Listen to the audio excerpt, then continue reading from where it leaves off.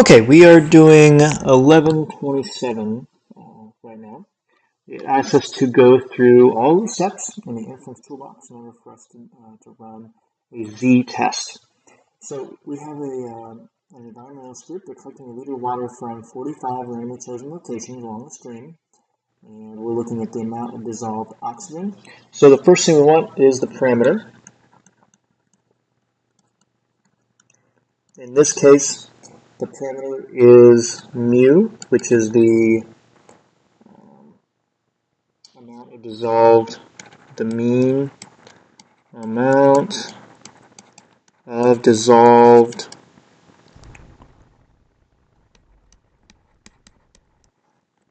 oxygen. So the first thing we need to do is get our null hypothesis. In this case, the null hypothesis is that the mean is 5. Our alternative hypothesis is that it is less than 5.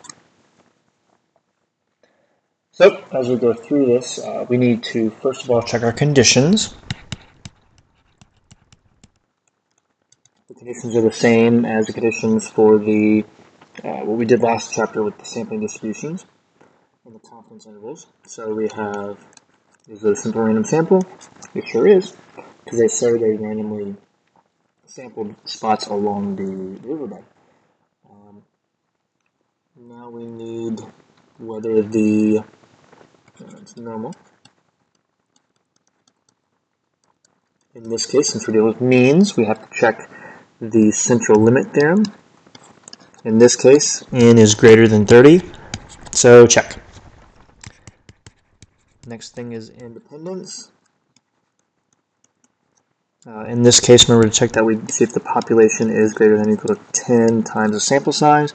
The population in this case is where they're collecting the water. And so there are infinitely many places you could collect the water. So obviously that's much bigger than 45. So independence works in this case. So now we do our calculations. To do that, we find our test statistic. So to do that, for z, since we know the standard deviation, and we're dealing with means, we use the z-test. So to do that, we do the estimate, the statistic, minus the parameter, all over the standard deviation.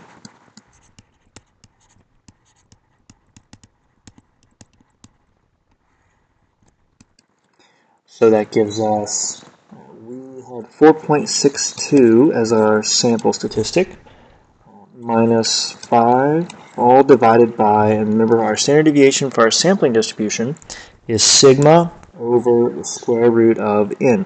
So sigma in this case is 0.92 over the square root of 45.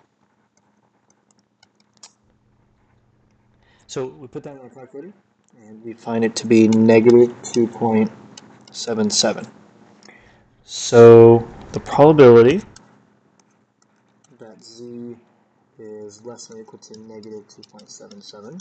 Remember, we always check the probability that it's farther away or worse than what we're looking at. So this is farther away than negative 2.77. We get that to be 0.0028.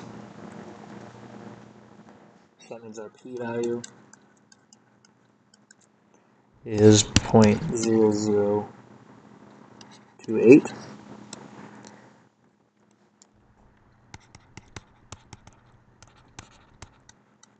So if I interpret, I would say that since 0.0028 is less than 0.01, which is, that's a pretty small border,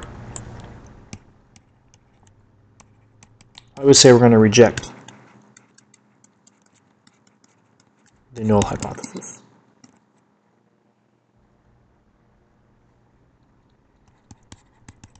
So this means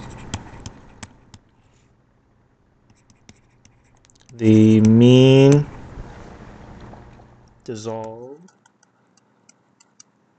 oxygen